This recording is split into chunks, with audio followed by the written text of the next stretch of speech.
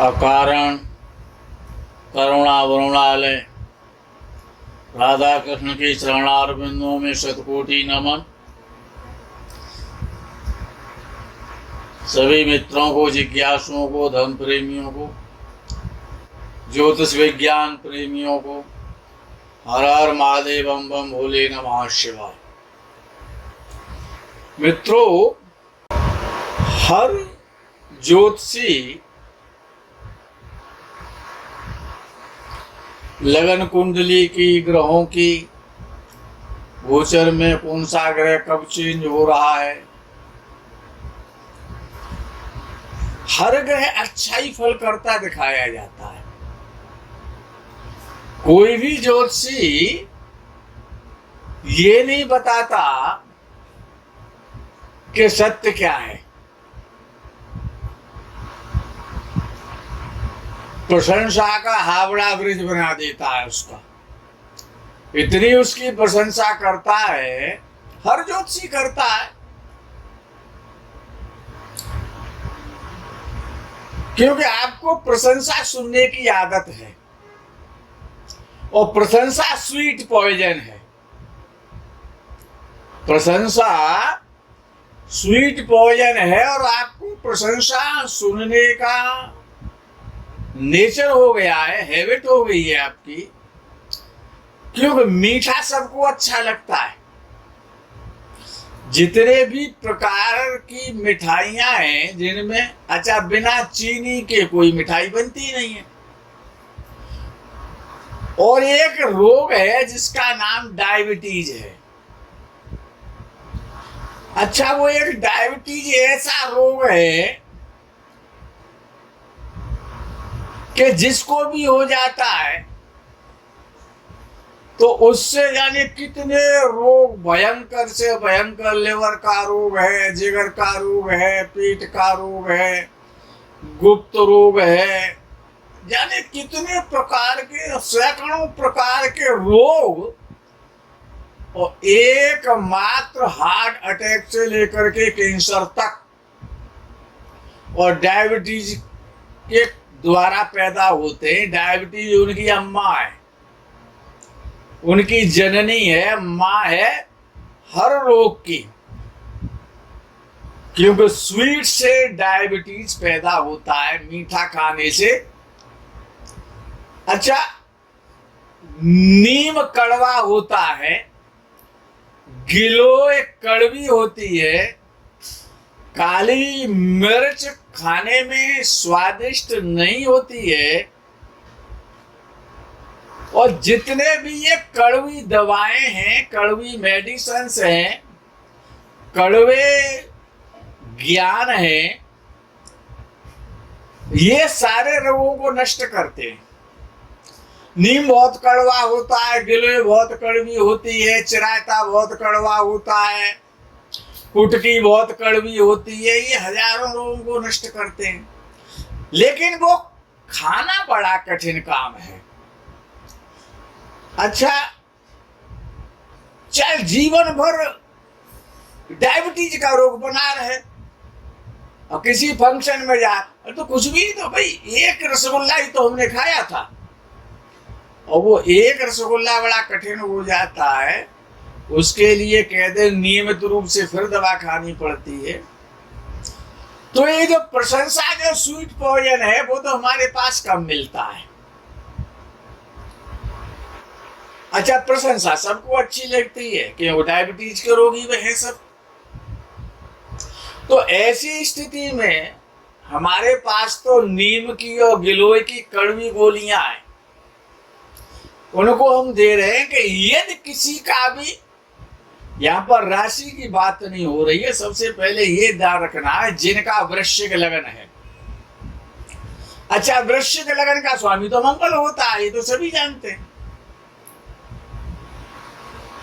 और यदि अच्छा, मंगल शरीर में उसका निवास कहाँ है, मंगल शरीर में क्या दे, तो जितने हमारे मसल्स हैं, जहां पर मांसपेशियां जिनको कहा जाता है, जहां पर मसल्स होते हैं, जैसे कि टांग है, टांग से और नीचे पैर तक का भाग है, उसमें घुटने नहीं आते। घुटनों का ऊपर का भाग और घुटनों का नीचे का भाग, ये मसल्स का भाग है, तो इसका स्वामी मंगल है। अच्छा, जो हिप्स होते हैं, नितंब, जिनको पुट्ठे या पट्ठे भी कह देते हैं, उनका स्वामी मंगल है। जहां पर मांसपेशी होती है, जिस प्रकार से कि ये मांसपेशी है, ये मांसपेशी है, हाँ? और मांसपेशी सीने पर भी होती है। जब आप व्यायाम करते हैं या जिम जाते हैं तो सीना फूल जाता है, ये मसल्स फूल जाते हैं। तो ये, अच्छा, जिनका मंगल खराब होता है वो मसल्स उसके कमजोर हो जाते हैं, मसल्स के रोग होते हैं, मांसपेशियों को रोग हो जाते हैं, क्योंकि मंगल जो है वो मांसपेशियों का कारक है।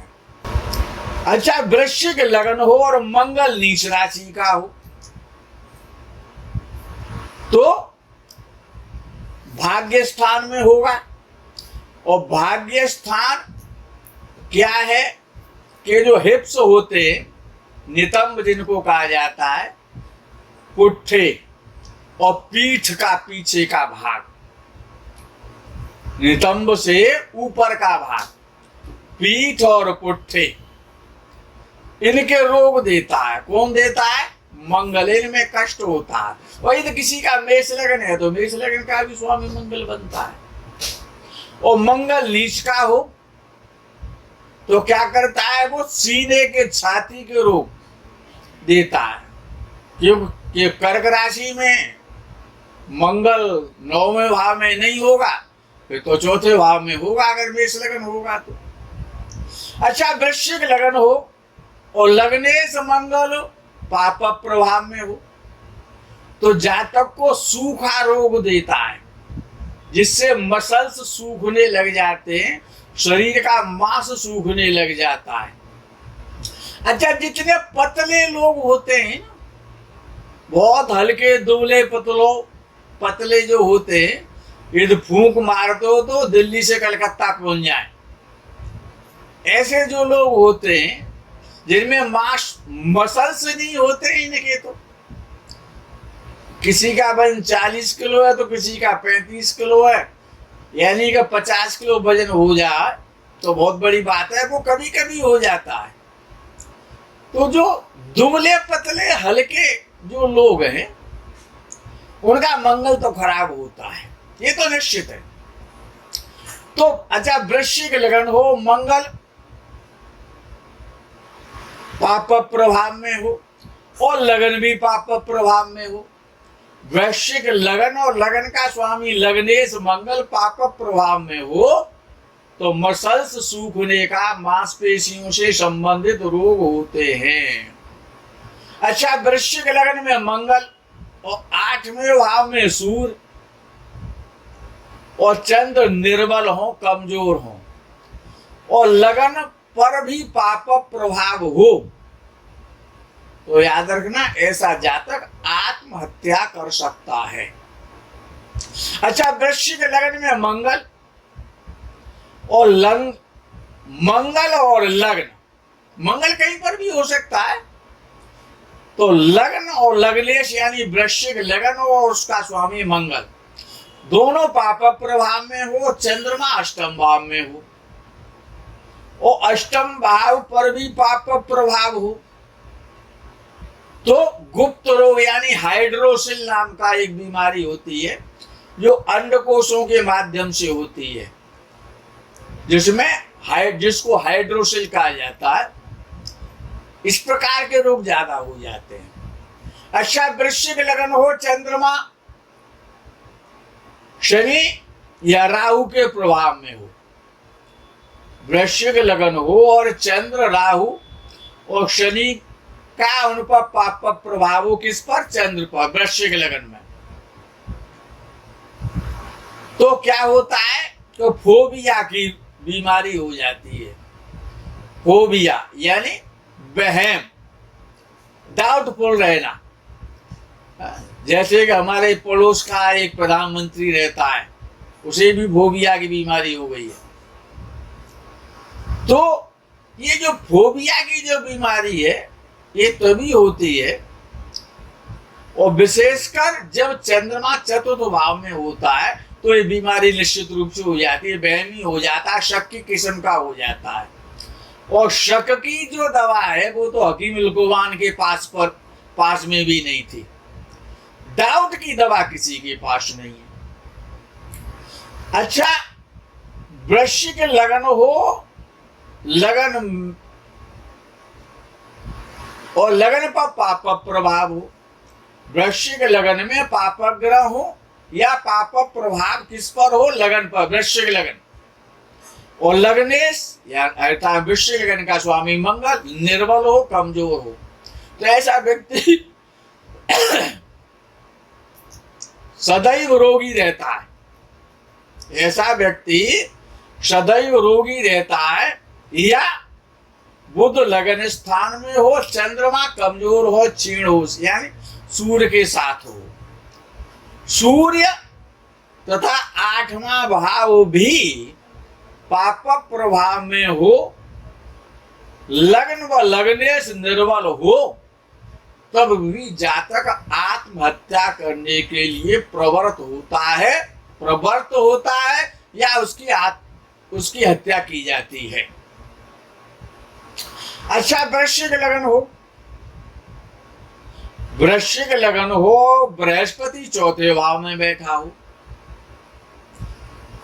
चतुर्थ भाव पर पाप प्रभाव हो, तो जातक सीने के रोग यानी फेफड़ों के रोग, इस प्रकार के रोग जातक को बहुत जल्दी हो जाते हैं। चेस्ट के रोगों से, विशेष रूप से फेफड़ों के रोगों से ऐसा जातक पीड़ित होता है कि जब वृश्चिक लगन में बृहस्पति चौथे भाव में होता है और चतुर्थ भाव पर पाप प्रभाव होता है या पाप ग्रह चतुर्थ भाव में बृहस्पति के साथ बैठ जाते हैं तब।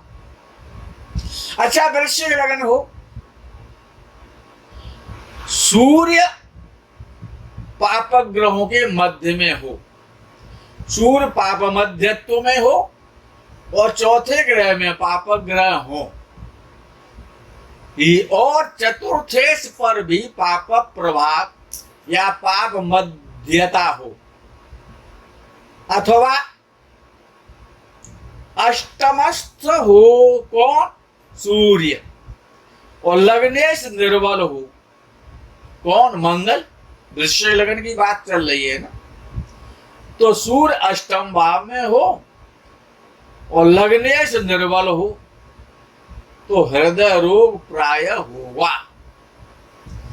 या कर्क राशि में मंगल हो, नीच राशि का मंगल हो और सूर्य भी साथ बैठा हो, तो हृदय रोग तो होना ही होना। तो जातक को हृदय रोग होते हैं, हार्ट का पेशेंट बन जाता है। या चौथे भाव में राहु हो और लग्नेश मंगल, वृश्चिक लगन हो, लग्नेश मंगल कमजोर हो या पाप मध्यत्व में हो, तब भी हृदय रोग हो जाता है। और सूर्य पाप प्रभाव में हो या नीच राशि का हो या पाप ग्रहों के साथ हो या कर्क राशि में हो, वृश्चिक लगन की बात चल रही है, तो निश्चित रूप से व्यक्ति को कोलेस्ट्रॉल का रोग होता है और हृदय रोगी व्यक्ति हो जाता है।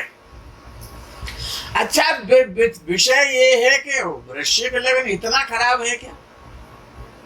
ऐसा नहीं है मित्रों।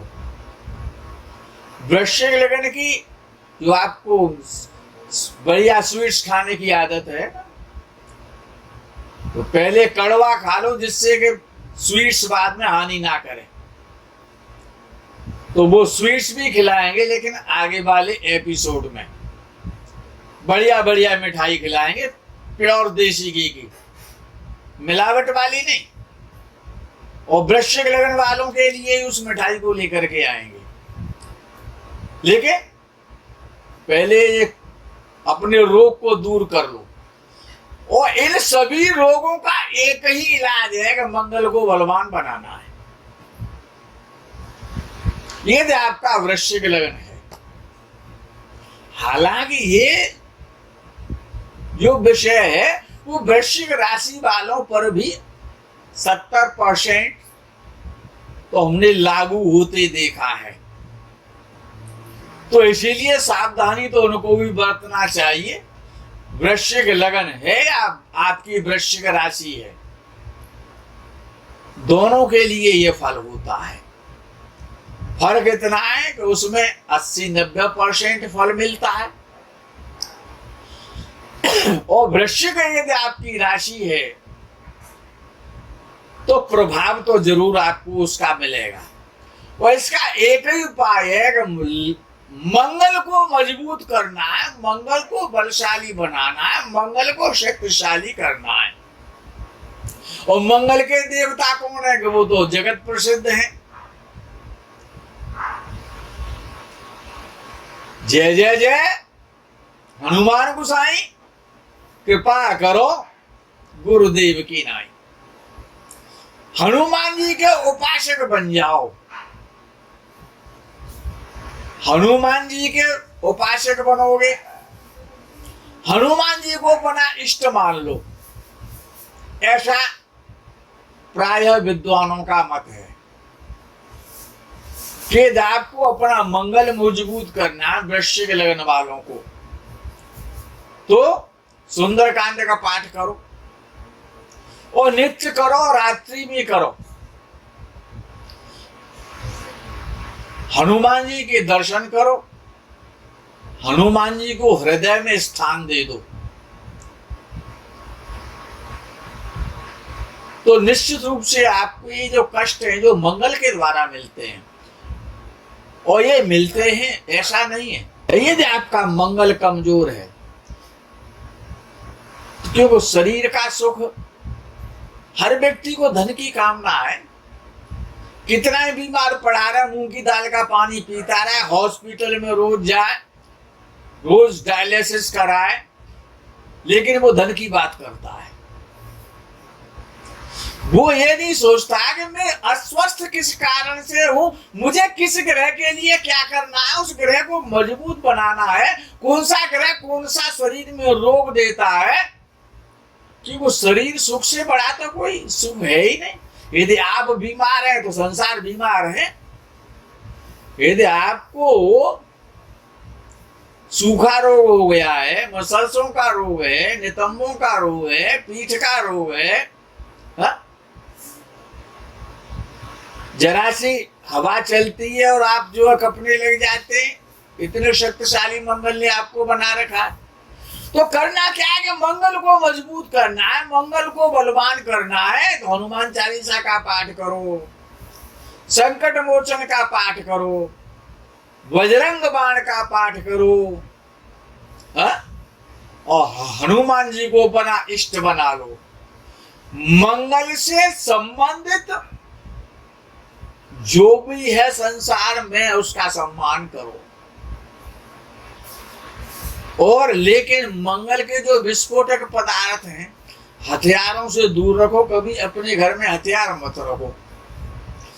ये घर में हथियार है सुरक्षा हेतु, तो आपके माइंड में कभी ये होना ही नहीं चाहिए कि मेरे घर में कोई हथियार है।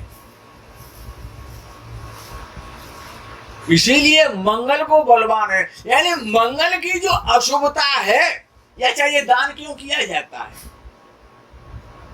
दान इसीलिए किया जाता है कि उससे, उस दान के द्वारा उस ग्रह की अशुभता दूर होती है, शुभता उसमें आ जाती है। इसीलिए तो उसमें नाम गोत्र स्थान सब कुछ बोला जाता है। सामने वाले का भी नाम गोत्र स्थान बोला जाता है। संकल्प के सहित जो दान किया जाता है उससे उस ग्रह की अशुभता दूर होती है, उसमें शुभता प्राप्त होती है। इसीलिए हर विद्वान आपको उपाय बताता है। उपाय का मतलब ये है, उपाय तो 3 प्रकार के तंत्र, मंत्र और यंत्र। और चौथा उपाय है दान।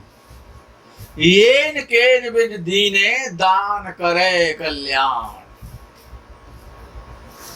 तो मंगल से संबंधित जो लोग पीड़ित हैं, जिनका वृश्चिक लगन है, वृश्चिक राशि है, उनको हनुमान जी को प्रसन्न करना है। मंगलवार का व्रत रखें तो निश्चित रूप से बजरंगबली प्रसन्न होंगे। और बजरंगबली से बलवान कौन हो सकता है? अतुलित बलधामम, उनके तो बल की कोई सीमा ही नहीं है, कितना बल है। तो मित्रों, आज के प्रकरण में इतना ही। आगे के प्रकरण का आपको इंतजार रहेगा। तब तक के लिए हर हर महादेव, बम बम भोले नमः शिवाय।